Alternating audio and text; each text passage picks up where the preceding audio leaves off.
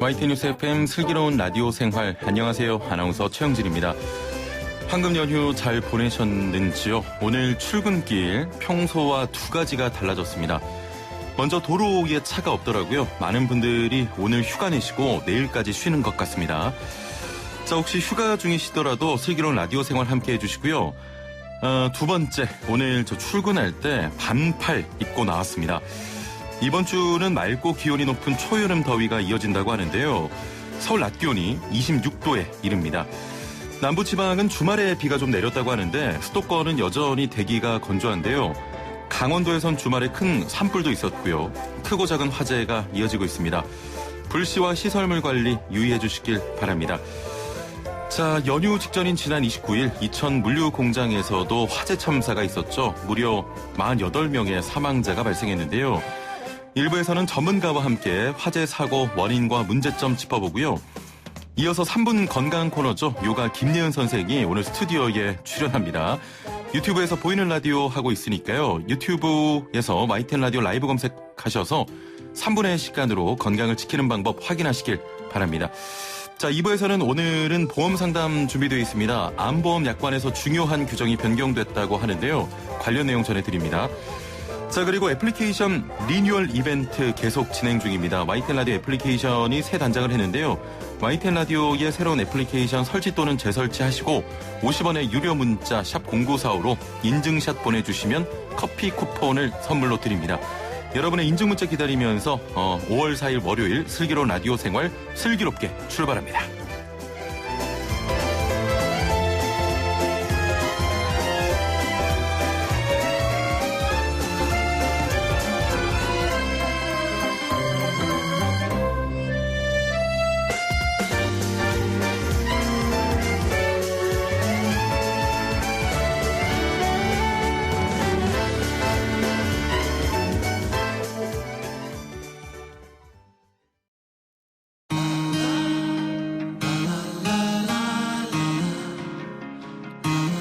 생활이 묻고 정보가 답한다. YTN 뉴스 FM 슬기로운 라디오 생활.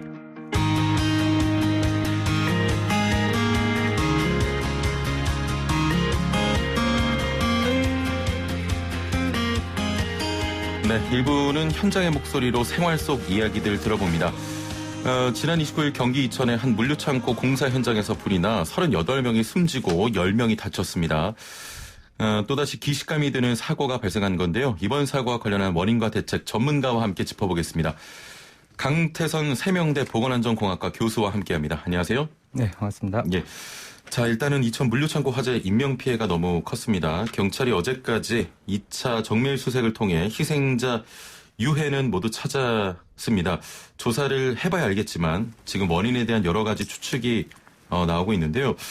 현재까지는 창고 건물 단열재로 흔히 쓰이는 우레탄 폼에 용접 불꽃이 튀면서 삽시간에 불이 번진 것 같다, 이런 보도들이 나옵니다. 우레탄 폼, 이런 대형 화재가 나면 꼭 언급되는 소재인 것 같아요. 예, 사실 저는 오늘 전문가로서라기보다는 당시 그 이천 화재 2008년 1월 사고를 조사했던 조사관으로서 나왔습니다. 물론 지금은 이제 공직에 있지 않습니다만 지금 유통되는 정보들이 상당히 부정확해서 이제 그것을 제가 좀 교정하고자 나왔고요. 예. 그 당시에 그 폴리우레탄 때문이라기보다는 폴리우레탄에 불이 붙기 전에 거기 이제 작업장에 꽉 차 있던 본드, 신너 등에서 나오는 그 인화성 유증기 농도가 상당히 높게 조성이 됐고, 이제 그것이 정전기나 저희들은 그때 형광등 램프로 추정을 했는데요. 목격자 진술이나 이런 것을 가지고 종합해 볼 때, 그래서 충분히 점화가 가능하고요. 그래서 증기가 폭발해서 순식간에 그 일대가 이제 다 그 불태워버린 것이죠. 그래서 발생했고, 폴리우레탄에 점화가 된 것은 그 이후입니다. 그래서 관건은 그 유증기가 그렇게 엄청나게 높은 농도로 조성되는 것을 예방하는 것이 중요한데 거기에 대한 얘기가 빠져 있어요. 뭐 본드나 신너나 이런 것들에 대한 얘기가 전혀 빠져 있는데 그 이유는 제가 보기엔 이천시 소방국 백서에 그 내용이 누락돼 있어요. 상당히 일찍 그 쓰여진 백서라 그런 것 같습니다. 그러면 그런 백서 같은 경우도 수정이 계속 돼야 되는 거 아닙니까? 수정이 돼야 한다고 보고요. 예. 뭐 일찍 잘 만든 거 소중한데요. 그해 12월에도 또 2020에서 냉동창고 화재가 있었고요. 그렇기 때문에 또 그것이 최종 확정 판결은 뭐 그 이듬해에 났습니다. 예. 그래서 그런 것들을 다 살펴보고 넣었어야 되는데 좀 빨리 만든 감이 있습니다. 일단은 우레탄 폼 이야기를 조금 하자면 뭐 값싸고 단열이 잘 돼서 아무래도 많이 사용이 되는 거죠. 네, 뭐 편리한 소재로 봅니다. 근데 저는 건축자재 전문가는 아니라서 예. 거기에 대해서 말씀드릴 것은 별로 없는데 다만 2008년 12월 그 냉동창고 화재도 제가 직접 조사했습니다. 예. 그것은 폴리우레탄 폼 샌드위치 패널에 사용되는 그것과 관련이 있습니다. 그 당시에는 완공돼서 사용 중인 건물에서 문을 수리하던 과정에서 예. 용접이 있었죠. 근데 그 용접 당시에는 이제 불이 나지 않았는데 그게 샌드위치 판넬 사이에 폴리우레탄을 천천히 훈소시키면서 천천히 알게 모르게 타들어가는 것을 훈소라고 하는데 예. 훈소시키면서 시간이 지나서 다른 방향에서 점화가 일어났습니다. 근데 거기서 일하던 노동자들은 전혀 그것을 모르고 있었고 그 대피할 수가 없었죠. 워낙 예. 넓은 공간이거든요. 냉동창고가. 그래서 예. 그것은 용접과 관련이 있습니다. 근데 저는 그렇게 생각합니다. 그 정도 큰 건물에 용접을 해서는 안 된다. 그리고 전체적으로 샌드위치 패널 폴리우레탄 소지로 만들어진 것은 그래서 그런 경우에는 뭐 볼팅이나 본딩이나 이런 것으로 작업을 바꾸는 것을 먼저 검토해 봐야 된다. 예. 이런 것이 폴리우레탄 소재 전체를 문제 삼는 것은 그건 좀 고민해 볼 문제입니다. 그렇군요. 자, 이번 사고 2008년 이천에서 일어난 두 건의 창고 화재 사고와 비슷하다 이런 이야기 계속 나오고 있죠. 네. 근데 이제 거기에 대해서 정확한 정보가 돌지 않아서 안타까운데요. 예. 그 이유는 이제 뭐 판례가 일단 공개되지 않습니다.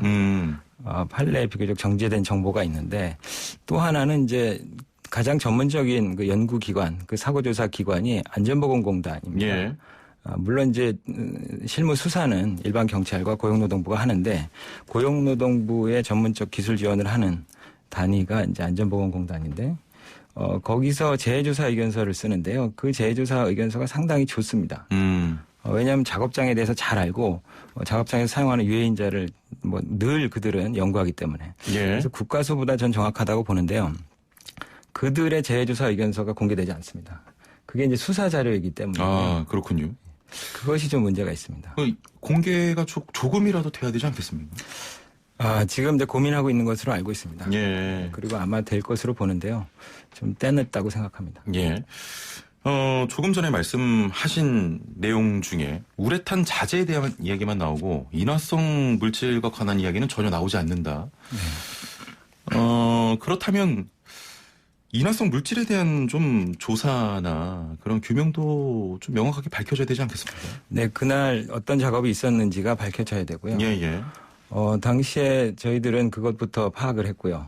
작업이 있었다고 하더라도 작업과 관련된 증거물이 있어야죠. 예. 그래서 그 모든 것이 확인이 됐습니다. 당시에 열흘 동안 본드 작업에 35명이 동원이 됐고 그 본드 통만 해도 뭐 35개 이상이 있었고 예. 150kg 이상이 그 밀폐된 공간에서 사용됐고요. 그것을 저희가 시뮬레이션을 돌린 결과 과학적인 방법인데요. 폭발 한치에 육박하는 예. 정도의 톨루엔 증기가 조성될 수 있다라는 것을 밝혔어요. 그래서 그거는 뭐 입건할 때, 즉 검찰에서 입건할 때 그리고 판결문에도 그 관련 조문이 인용이 됐습니다. 예. 알겠습니다. 뭐 지난 2008년 화재 사건 이후에도 안전대책 등의 개선된 사항이 좀 마련이 됐을 것 같은데 현재 관련된 안전수칙은 어떻게 마련이 되어 있나요? 사실은 안전수칙은 이미 다 있었어요. 예. 수십 년 전부터 산업안전보건법의 안전보건 기준에 관한 규칙에 불충분한 환기에서 인화성 액체에 의한 증기가 나올 수 있는 우려가 있는 경우 사업주가 충분한 환기를 하여야 한다라고 돼 있거든요. 예. 그것을 지키지 않았던 것이고요. 또 하나는 이제 그것만 가지고 부족하니까 당시 사고 이후에 2009년도에 유해염 방지 계획서를 5,000제곱미터 이상의 냉동 냉장 창고에도 적용을 하기 시작했습니다. 예. 그래서 어떻게 보면 그동안 뭐 12년 동안 사고가 안 났던 것도 그것의 역할이라고 할 수도 있습니다. 지금 처벌에 관한 이야기도 참 많이 나옵니다. 2008년에 이천 화재 창고 두 건의 경우 원인 규명에 따라서 처벌 수위가 좀 낮는데요. 냉동창고 화재 사고의 경우 책임자 처벌 등이 좀 흐지부지 됐던 반면 용접, 불꽃 등으로 사고 원인이 규명된 서희천 물류창고의 사고의 경우에는 당시 관련자들이 형사처벌을 좀 받았잖아요. 네. 예. 그 모두 형사처벌 받았습니다. 1월, 12월 사건 모두 형사처벌 받았고요. 이제 1월 사건은 코리아 2000이라는 그 시공사가 예. 이제 산안법 위반으로 2천만 원 벌금형을 받았고요. 그 외에 이제 뭐 현장 소장이라든지 또는 뭐 거기 발주자라든지 발주자가 이제 자회사였는데 자회사라기보다 이제 시공사가 자회사죠. 예. 그런 식이었는데 대부분 뭐 토탈하면 벌금은 뭐 적진 않았습니다. 예. 일상적인 산업안전보건법의 일반적인 벌금에 비해서 2천만 원 벌금이 나온 것도 아마 그런 그 범죄 혐의가 물적인 증거가 나왔기 때문에 가능했던 것으로 보이고요. 쉽지 않았습니다, 사실은. 그렇군요. 그게 이제 산업안전보건법의 현실이고요. 12월 사건에서도 뭐 벌금형은 떨어졌는데 당시 창고를 관리하던 업체보다는 그 문을 수리하러 들어온 아주 작은 영세한 업체의 사업주가 좀 중형을 받았습니다. 자, 지금까지 조사된 바에 따르면 사고 현장에 유증기가 가득 찬 상태에서 용접 등 작업이 이루어졌다는 내용도 많습니다. 창고처럼 밀폐된 공간에서는 유증기 제거를 위한 또 환기가 필수 아닙니까? 네, 그렇습니다. 예. 밀폐된 공간이고요. 특히 냉동 냉장 창고는 폴리우레탄 단열 작업을 하고 나면은 외풍이 완전 차단되고 그야말로 터널 굴속 아니라고 생각하시면 되는데 거기에는 공기를 지속적으로 집어넣어야 됩니다. 터널 공사를 할 때 그렇게 하고 또 우리가 지하 갱도에서 일을 할 때도 그렇게 계속해서 급기를 하거든요. 똑같은 식으로 해야 합니다. 그 이유는 첫 번째로 폭발 방지 때문에 그렇고요. 또 하나는 폴리우레탄 발포가 안전한 건 아닙니다. 그게 뭐 폭발로 이어질 가능성은 적지만 그게 이제 상당히 독성이 있는 가스와 물질이 나오거든요. 이소시아네이트 이런 건 뭐 천식을 유발할 수 있고 발암물질이기도 하고요. 그다음에 발포가스도 역시 뭐 좋은 건 아닙니다. 그것도 일정한 기준이 있어요. 작업환경 노출 기준이. 그래서 그런 것들을 건강상의 이유로도 충분한 급기를 해줘야 되는데 건설 현장이 그런 것을 소홀히 합니다. 환기가 잘 안 된다 말씀이십니까? 기본적으로 공조 시스템이 없고요. 준공 중인 건물은 아직 준공이 안 됐기 때문에 거기다가 이제 가설 팬으로 급기를 이제 불어 넣어줘야 되는 거죠.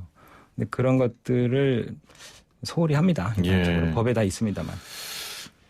또 생존자들의 말에 따르면요. 지난해 4월 새로 마련된 안전교육과 피난 경로 안내 등 안전대책은 이행되지 않았다고 하는데 안전관리가 실제로도 잘 안 됩니까, 현장에서?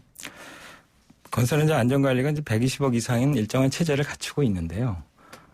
거기는 이제 500~600억 정도는 이제 좋게 돼 보이는 현장인데, 일반적으로는 꽤 시스템을 갖추고 있습니다. 비상대피뿐만 아니라 안전관리자도 선임돼 있고, 그 활동도 활발합니다. 위험성 평가도 매일매일 이루어지고요. 그날의 가장 위험한 작업은 당연히 발포 작업이고, 아마 파악되진 않았지만, 뭐, 신너나, 그다음 본드 작업도 있었을 것 같은데요. 그런 것들에 대해서 그 위험도를 체크해서 가장 위험한 것들을 철저히 관리를 하거든요. 근데 아마도 이건 제 추정입니다. 여기서부터는 아마도 코로나 사태 때문에 이제 감독이 소홀할 것으로 보고 뭐 정부에서는 불시 감독도 하거든요. 이제 안심하고 또 공기가 85%였기 때문에 빨리 조속히 끝내고자 일을 서둘렀던 것이 아닌가 이렇게 추정됩니다. 실제 현장에서는 안전관리자가 뭐 유명무실하다 이런 지적도 나오는데 현장에서 실제 어떻습니까? 안전관리자는 뭐 필요하고요. 과거에는 겸직을 많이 했는데 최근에는 전담을 꼭 확인하고 있고 그래서 많이 실효성이 높아지고는 있습니다만 여전히 문제는 있습니다. 뭐 대부분 계약직이고요. 그래서 그들이 그 현장에서 사명감을 갖고 일하기 힘듭니다. 그런저런 조건들이 지금 여러 가지 사고로 나타나고 있는 것이죠. 자, 이번 화재 사고의 시공사는 건우, 발주자는 한익스프레스입니다. 안전 책임의 경우 단순히 시공사의 책임으로 볼 것인지 뭐 발주자에게도 책임을 물을 수가 있습니까?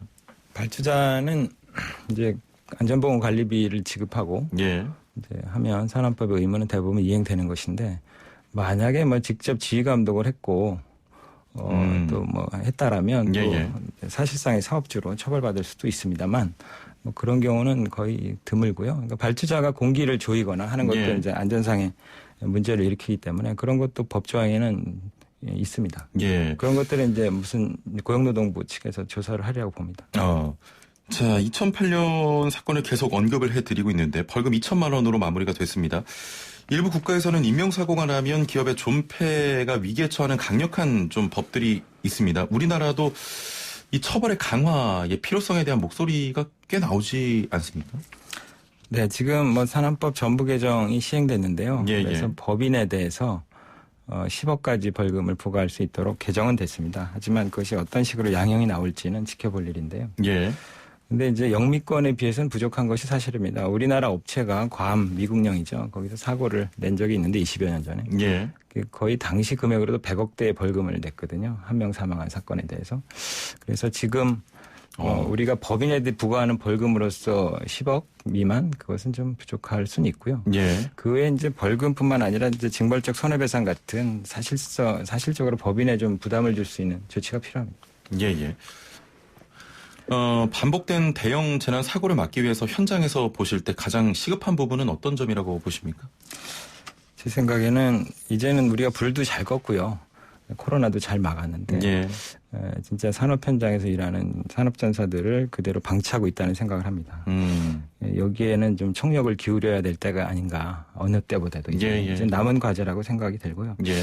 그를 위해서는 법의 전달 체계를 정비하는 게 중요한데요. 뭐냐면 법은 다 있습니다.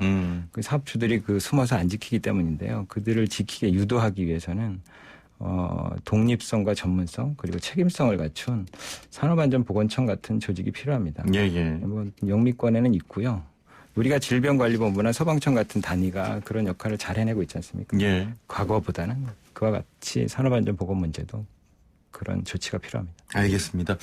참 안타까운 사고입니다. 삼가 고인의 명복을 빌겠습니다. 오늘 말씀은 여기까지 듣죠. 감사합니다. 네, 고맙습니다. 네, 세명대 보건안전공학과 강태선 교수와 함께했습니다. 생활의 달인이 되는 법이요?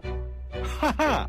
YTN 뉴스 FM 슬기로운 라디오 생활을 들으셔야죠.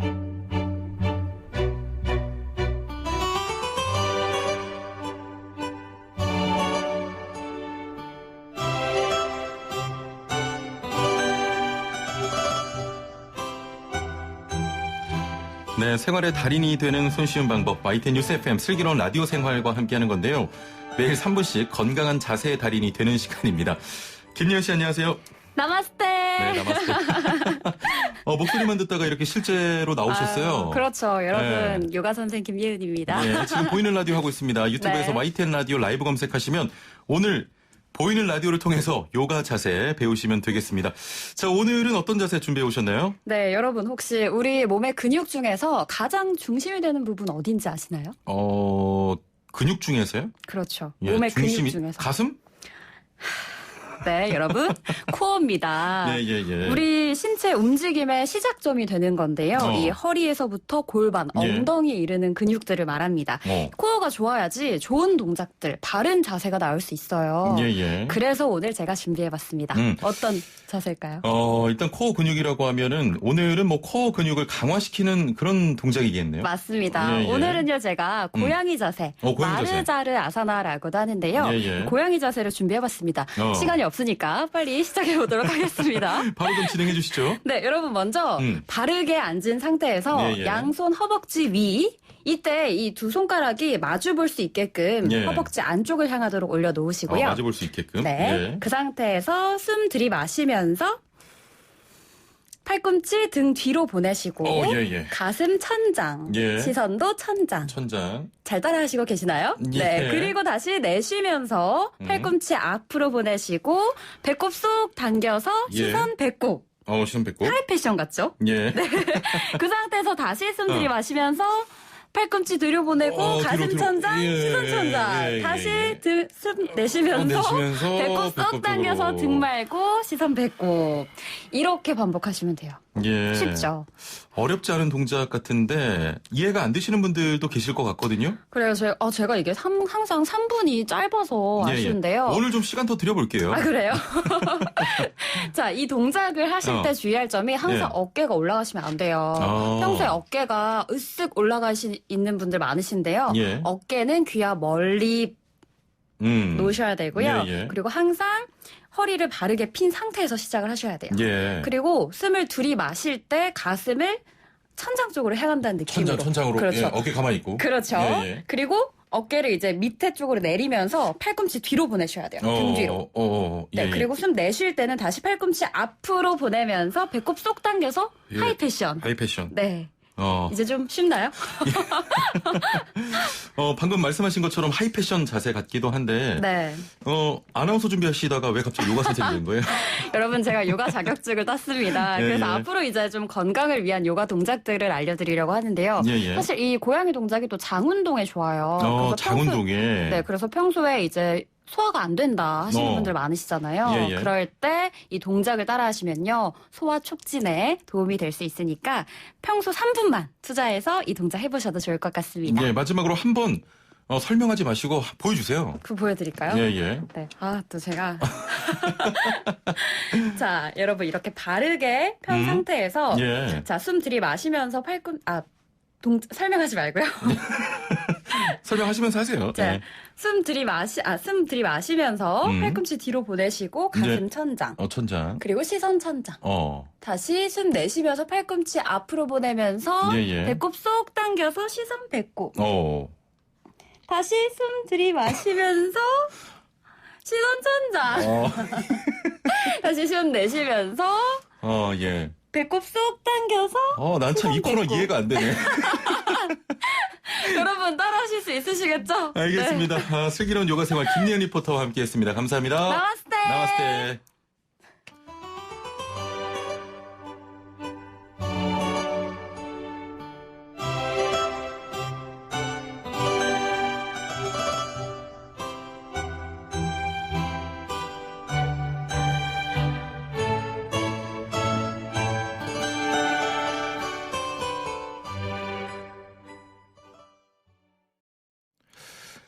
네, 유튜브로 지희1334번님 너무 시원합니다 하셨고요. 지금 YTN 라디오 애플리케이션으로도 반응이 뜨겁습니다. 진호6994님 요가 수업 기다려집니다. 삼지안님 라마스테 하셨고 CDDDJ님께서도 제 방도 보여주면 좋을 텐데 시간 늘려주세요 하셨고요. MSSK님 시간 늘려주세요. 너무 아쉬워요. 요가 도움되고 좋네요. 라는 반응입니다. 요가 3분 코너 따라하시면서 3분의 자세로 건강 챙기시고요. YTN 라디오 애플리케이션 새 단장했습니다. YTN 라디오 새로운 애플리케이션 설치 또는 재설치하시고 50원의 유료 문자 샵 0945로 인증샷 보내주시면 커피 쿠폰을 선물로 드립니다. 저는 보험 상담으로 돌아올게요.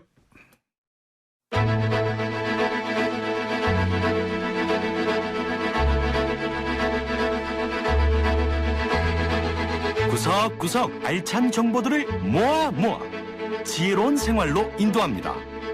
YTN 뉴스 FM 슬기로운 라디오 생활.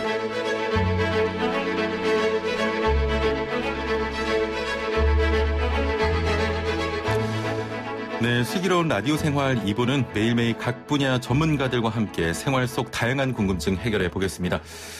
자, 지난 4월 1일 암보험 약관에서 중요한 규정이 변경됐다고 합니다. 벌써 한 달이 지났는데요. 아직도 변경 내용을 모르고 암보험에 가입하고 있는 분들 많으실 겁니다. 오늘은 암보험 약관에서 개정된 내용은 무엇인지, 이 개정이 보험 소비자에게 구체적으로 어떤 영향을 미치게 될지 자세히 알아보도록 하죠. 자, 오늘의 주제와 함께 보험에 관련된 궁금증 있으신 분들은 뭐든지 질문 보내주시길 바랍니다. 우물정 0945, 샵 0945, 단문 50원, 장문 100원의 정보 이용료가 있는 문자 메시지 이용하셔도 되고요. 스마트폰 사용하시는 분들은 YTN 라디오 애플리케이션 활용하시면 됩니다. 자, 앞서 말씀드렸지만 YTN 라디오 애플리케이션 새 단장했습니다. YTN 라디오의 새로운 애플리케이션 설치 또는 재설치하시고 유료 문자가 있는 샵 0945로 인증샷 보내주시면 커피 쿠폰을 선물로 드립니다. 자, 그럼 본격적으로 궁금증 해결해줄 상담사 모셔보죠. 보험약관교실 Y의 윤용찬 대표와 함께합니다. 안녕하세요. 네, 안녕하세요. 예, 참 오랜만에 뵙는군요. 네. 예, 들어오시면서 앞에 그 요가 선생님께 고마움을 표현하셨습니다. 어떤 이유인가요? 잘 아시지만 뭐 저도 재미없는데 그 앞에 분이라도 좀 이렇게 즐겁고 밝은 분이 계시면 예. 좋잖아요. 예. 참 다행이라는 생각을 했습니다. 자, 오늘 좀 재밌게 활기차게 좀 부탁드립니다. 네. 자, 암보험 약관이 개정돼서 오늘 모신 건데 암보험 약관은 왜 자꾸 개정이 되는 겁니까? 아무래도 그 인류가 암에 대해서 아직 잘 모르거든요. 예. 뭐 왜 발생하는지, 뭐 각각의 암 종류별로 특성은 어떤지, 그래서 어떻게 분류하고 치료해야 되는지 뭐 이런 거 잘 몰라요. 예. 그런데도 이제 암이 매우 위험한 질병이다 보니까 보험 상품이 좀 일찍 개발돼서 판매되고 있는 거죠. 예. 왜냐하면 굉장히 잘 팔리거든요. 그렇죠. 무서우니까. 예. 그래서 이제 보험 상품을 개발할 당시에 뭐 의학이나 과학, 통계 이런 걸 근거로 암보험을 만드는데 예. 문제는 이제 세월이 흐르면서 과학과 의학이 발전하면 암에 대해서 몰랐던 사실도 알게 되잖아요. 그렇게 되면 이제 암에 대한 어떤 분류 기준이 달라지기도 합니다. 예. 예전에는 암으로 인정했지만 지금은 인정하지 않거나 또는 반대의 경우도 예. 생기는 거죠. 그러다 보니까 아무래도 소비자 간에 또 소비자와 보험회사 간에 분쟁도 생기고 그걸 막기 위한 이제 약관 개정도 계속 잇따르게 되는 거죠. 예. 암보험 약관 개정과 관련해서 찾다 보니까 앞으로는 진단받을 때 암이어야 암보험금을 받는다 이런 기사를 접했거든요. 네. 암보험금은 당연히 암으로 진단받아야 받을 수 있는 거 아닙니까? 그렇죠. 예. 뭐 어떤 증상이 있어야지만 지급되는 게 아니라 암으로 진단되어야지만 암보험금을 받는 그런 건데요. 예. 근데 사실 이제 기사로 나올 정도면 이게 이제 단순한 내용은 아니에요. 왜냐하면 이제 이 부분이 이제 4월 1일부터 개정된 약관 내용인데 암보험은 아무래도 뭐 다 아시다시피 가입 당시의 암에 대해서만 보장을 해주는 게 아니라 뭐 10년, 20년 뭐 또는 종신토록 보장되는 상품을 가입하시잖아요. 예. 그러니까 먼 훗날에도 암으로 진단받으면 암보험금을 줘야 되는데 그렇습니다. 문제는 가입 당시 약관에서는 이제 암으로 분류를 하고 있었는데 나중에 진단받았을 때는 암이 아니에요. 이런 경우에는 보험금을 어떻게 줘야 되는지 이런 문제가 생기는 거죠. 예. 보험금을 어떻게 줘야 될까요? 저는 헷갈리는데요. 그러니까 가입 당시 보험 약관에서는 암이에요. 예. 그런데 먼 훗날 진단받은 당시 질병 분류에서는 암이 아닌 거죠. 그러면 줘야 되는 거 아닙니까?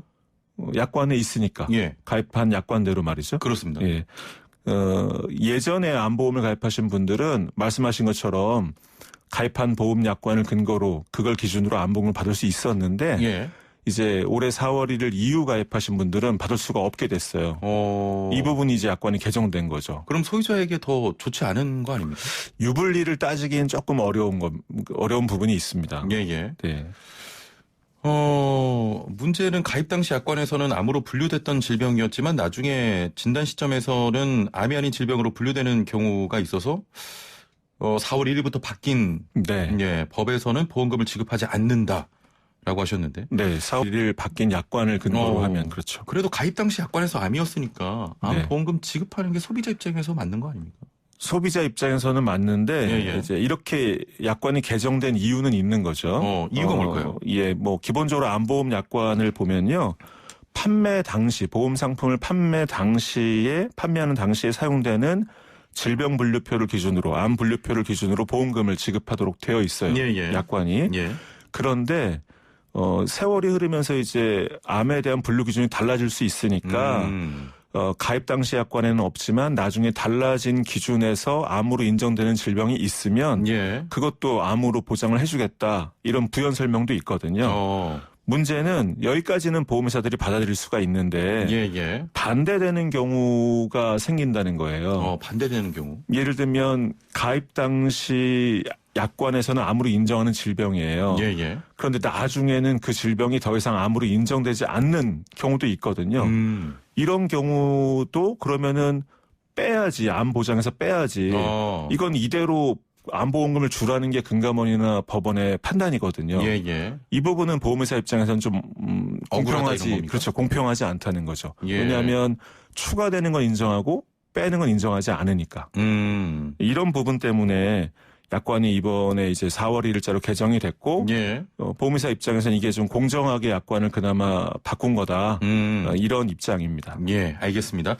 자, 오늘 주제는 보험 관련된 내용입니다. 보험 관련해서 궁금한 점 있으신 분들은 지금 바로 단문 50원, 장문 100원의 정보 이용료가 있는 샵 0945, 우물정 0945번으로 모든 질문 선착순으로 받겠습니다. 답변 정말 상세히 잘 해드릴 테니까요. 보험 관련 모든 내용 질문 주시면 저희가 답변해 드리도록 하겠습니다. 그럼 상담 문자 기다려 보겠습니다.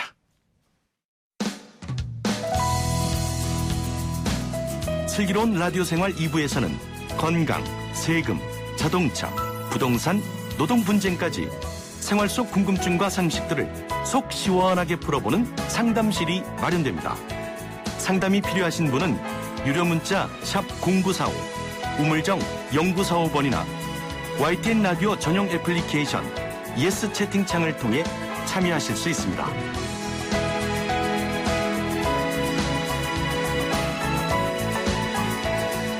네, 말씀 듣고 2164번님께서 바로 질문 주셨는데요. 가입 당시 약관에서는 암으로 인정하는 질병이 아니라서 보험금을 조금만 받았는데 그 후에 분류표가 변경돼서 해당 질병이 암으로 분류되면 다시 암으로 진단받아서 보험금을 받을 수도 있나요? 하셨습니다.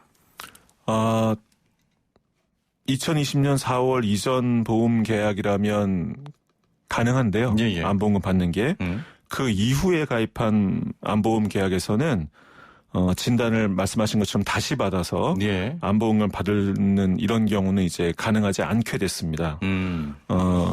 예전에 이런 사례가 있었는데요. 2008년에 암보험에 가입한 분이 있었어요. 예. 근데 이분이 2010년에 조금 명칭이 어렵습니다만 랑게르한스 세포 조직 구증이라는 질병을 진단받아요. 예. 네. 어렵네요. 어렵죠. 예.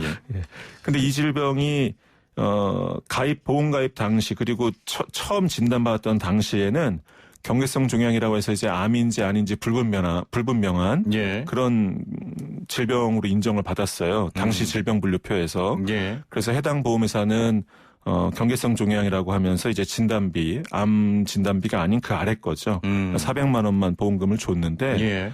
문제는 2011년 1월에 1일자로 이 질병분류표가 개정이 되면서요.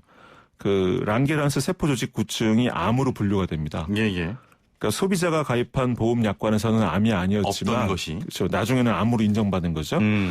그런데 병원에서 이제 그렇게 다시 이분한테 이제 암이라고 이제 진단을 내려준 거예요. 예. 그래서 이 소비자가 경계성 종양 400만 원만 보험금을 준 그 보험회사한테 다시 암보험금 5천만 원을 재청구를 합니다. 예. 그랬더니 보험회사는 이미 경계성 종양으로 보험금을 줬지 않느냐. 그러니까 더 이상 추가로 줄 건 없다. 이런 거였는데 금감원과 법원의 판단은 보험금을 주라는 거였어요. 암보험금을. 예. 왜냐하면 당시 약관 아까 말씀드린 거지만 당시 약관 분류표를 보면 거기에서 암으로 인정하지 않는 질병이라 하더라도 나중에 추가로 암으로 인정되는 질병이 생기면 그것도 보장한다고 약관에 들어 있었거든요. 예. 그 약관 규정 때문에 암보험금을 추가로 지급하게 됐는데 올해 4월 1일자로 보험회사들은 이 부분이 좀 공정하지 않다고 하면서 약관을 다음과 같이 개정을 했습니다. 예. 진단 확정일 당시에 암 분류표에 따라서 보험금 지급 여부가 판단된 경우 일단 보험금이 한번 지급이 판단된 거죠. 지급된 거죠. 예. 그런 경우 그 이후에 암 분류표가 달라졌다 하더라도 이 약관에서 보장하는 질병의 해당 여부를 다시 판단하지 않는다. 즉 한 번 뭐 경계성 종양이든 상피내암이든 암이든 보험금을 줬다면 그 후 질병 분류표가 달라진다 하더라도 예. 보험금 심사를 다시 해주지 않겠다. 이런 내용이 약관에 추가가 됐습니다. 예. 말씀 계속 들어보니까요. 이번에 4월 달에 바뀐 그 보험 약관은 소비자에게 굉장히 좀 피해가 가는 거 아닌가 이런 생각이 조금은 들거든요. 과거 약관보다는 소비자 입장에서는 조금 불리한 거 맞죠. 예. 다만 그 악성 신생물, 암을 이제 악성 신생물이라고 부르거든요. 예.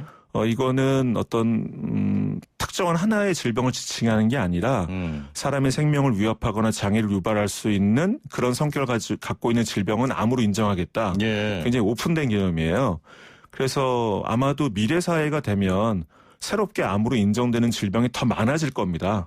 빠지는 질병보다는. 예. 그런 걸 감안하면 소비자가 무조건 불리하다고 볼 수도 없죠. 그렇군요. 5155번님께서는 말씀 듣고 보니까 예전 보험이 더 좋네요. 예전에 가입한 암보험이 있으면 해약은 안 하는 게 좋겠네요 하셨네요. 뭐 암보험뿐만 아니라 대부분의 보험은 뭐 예전에 가입하신 건 해약하지 않는 게 제일 좋죠. 예. 그런데 이제 시대적 한계가 있기 때문에 보장 금액이 작거나 어떤 보장의 범위가 협소하거나 이럴 수는 있거든요. 예. 그런 경우에는 기존 보험 유지하시면서 새로운 보험을 추가하시는 게 제일 좋은 방법인데 문제는 그렇게 되면 이제 보험료를 그만큼 더 내게 되시니까 예. 이 부분은 각자의 그 경제적 상황에 맞춰서 전문가의 상담을 통해서 판단하시는 게 좋을 것 같습니다. 알겠습니다. 0606번님께서는 뇌출혈 급성 심근경색만 보장되는 상품은 뇌혈관 질환이나 심혈관 질환은 보장되지 않는다고 해서 모두 보장받는 보험으로 변경하고 싶은데요. 당뇨가 있어도 가입이 가능할까요? 하셨네요. 요즘은 유병자 보험이라는 것도 있어서 예. 말씀하신 당뇨 같은 질환이 있어도 보험 가입이 가능한 경우가 많거든요. 이건 회사마다 상품마다 굉장히 다양한 기준을 적용하기 때문에 예. 이 역시 전문가의 상담을 통해서 가입하시면 될 것 같습니다. 알겠습니다. 4523번님, 갑상선 결절 크기가 2cm에 가까워서 미세침 검사 후에 제거 수술을 하기로 했습니다. 수술해서 조직을 떼내봐야 암 여부가 확인된다고 하는데요. 이럴 경우는 암보험금 받을 수가 있습니까? 하셨네요. 네. 조직 검사 결과상 암 확인이 되면 암보험금 받을 수 있죠. 예. 그거를 나중에 제거를 했다 안 했다 그 기준이 아니라 진단 기준이기 때문에 암보험금 지급 가능합니다. 예, 갑상선 암이라고 진단을 받게 되면 당연히 네, 갑상선 암에 대한 보험금이 지급되는데요. 예. 과거에는 이게 이제 뭐 위암, 간암처럼 좀 큰 보험금이 지급됐고 최근에 가입한 보험이라면 좀 그보다는 적은 보험금이 지급되죠. 예. 지금 보험금 지급 액수의 증가를 말씀하셨는데 네. 최근에는 좀 시대가 변할수록 어떤 암은 더 많이 보험금이 나오고 어떤 암은 더 줄어들고 이런 게 있습니까? 아무래도 이제 발병률이 높은 암이고 상대적으로 덜 위험하다고 보여지는 암들에 대해서 점점 좀 보험금 지급이 줄고 보험금 지급을 적게 하는 상품을 판매하는 거죠. 예. 보험회사 입장에서는 손해율이 높아지니까요. 그렇군요. 제일 대표적인 게 아마 대장전막내암이라고 해서 예. 초기 대장암을 말하는 건데요. 대장암 발병률 세계 1위가 대한민국이다 보니까 예. 그래서 이 보험금 사이즈를 적게 만드는 상품을 많이 판매하고 있습니다. 그렇군요. 알겠습니다. 4588번님, 최근 보험 전문가에게 암보험을 추천받아서 함께 약관을 읽었는데요. 그때는 이해가 됐는데 다시 확인하려고 하니까 어떤 내용인지 모르겠습니다. 다시 보험 전문가에게 상담을 받아도 되는 겁니까? 하셨네요. 같이 약관을 읽었는데 이해가 되셨다면 그 전문가분이 굉장히 훌륭한 분인 거거든요. 예. 그러니까 그분에게 다시 물어보시고 궁금한 걸 확인 받으시는 게 좋을 것 같습니다. 예. 궁금한 게 있어도 사실 상담사 분들, 그러니까 보험 판매하시는 분들이 많이 좀 그만두시거나 뭐 담당자가 바뀌거나 하는 부분도 있잖아요. 네. 그러면 회사 콜센터 같은 데 전화해서 여쭤봐도 되겠죠? 안타깝게도 콜센터에 계신 분들은 보험 전문가들이 아니고 예. 그냥 간단한 어떤 질문에 답변해 주시는 분들이라서 그분들은 약관 잘 모르시거든요. 예. 그러니까 조금 불편하시더라도 요즘 설계사 분들 중에는 약관 공부하는 분들도 좀 있거든요. 그런 분들께 문의하시는 게 제일 좋을 것 같습니다. 예. 1945번님, 저희 남편이 암 진단을 받았는데 반년 전쯤에 수면제 처방을 받았습니다. 남편이 약관을 읽어보더니 안 될 거라고 하는데 수면제 기록이 있으면 암 진단금과 실비를 하나도 못 받습니까? 하셨네요. 일단 수면제를 드셨다는 것 자체가 고지 의무 위반에 해당하는지는 꼼꼼히 따져봐야 됩니다. 예. 그런데 설사 고지 의무 위반에 해당한다 하더라도 그 수면제 드신 거랑 암 치료나 암 진단과는 상관이 없잖아요. 예. 이런 경우에는 고지 의무 위반이 맞다 하더라도 암보험금은 지급하도록 되어 있습니다. 예. 암 보험금은 지급하도록 돼 있다. 네. 예. 걱정하지 마시고 청구하시면 될 것 같습니다. 1426번님께서는 30대에 결혼한 지 2년 된 사람입니다. 꼭 필요한 보험에는 어떤 것들이 있을까요? 하셨네요. 아무래도 국민건강보험을 보완하는 실비보험이 있으시면 좋을 것 같고요. 또 결혼을 하셨다고 하니까 또 만약에 두 분이 또 경제활동을 하신다면 종신보험 같은 사망보장이 필요한 상품을 가입하실 수도 있고요. 예. 그게 이제 보험료 부담이 되면 정기보험을 가입하실 수도 있고, 그거는 건강 상태나 가족력 이런 거 감안하시면서 경제 상황까지 감안하시면서 가입하시면 될 것 같습니다. 예. 4927번님께서는 암보험을 하나 가입하려고 하는데요. 그러면 지금 보험 가입할 때 어떤 부분이 가장 중요한가요? 라고 하셨네요.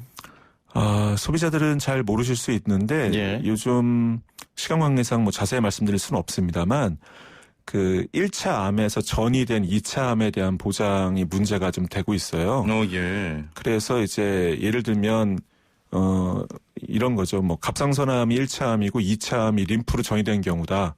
그럼 림프암 보험금 안 주는 거거든요. 예. 이런 조항들이 이제 약관에 다 들어 있는데 그러다 보니까 보험금을 적게 주거나 요즘은 이제 유사암이라는 표현도 쓰고 소외감이라는 표현도 쓰는데요. 예. 그렇게 보험금을 적게 지급하는 종류가 적은 보험 상품마다 좀 다르거든요.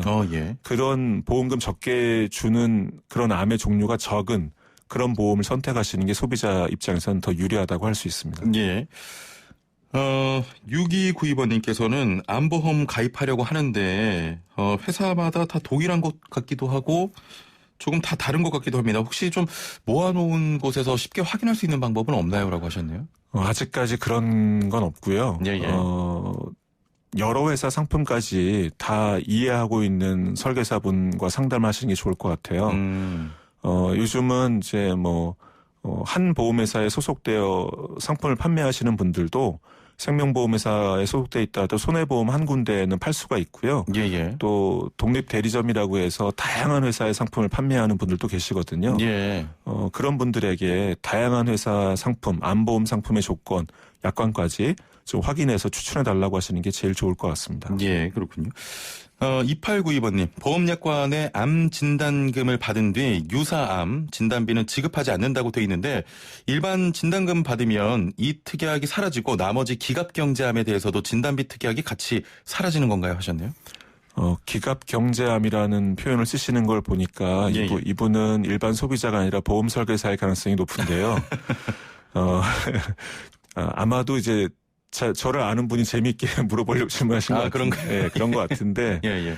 나중에 찾아보겠습니다. 누군지. 예.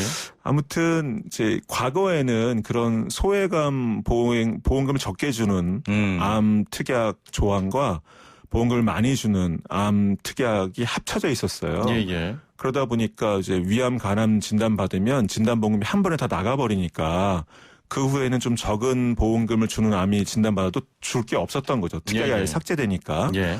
근데 요즘은 회사마다 유사암 보장을 따로 빼거나 소외감 보장을 따로 빼는 경우도 있어서 이거는 회사마다 좀 다르거든요. 예. 그래서 무조건 큰 보험금 받았다고 적은 보험금이 지급 안 되는 경우 이런 거 아니니까 해당 약관을 조건까지 꼼꼼히 확인해 보셔야 될 것 같습니다. 예.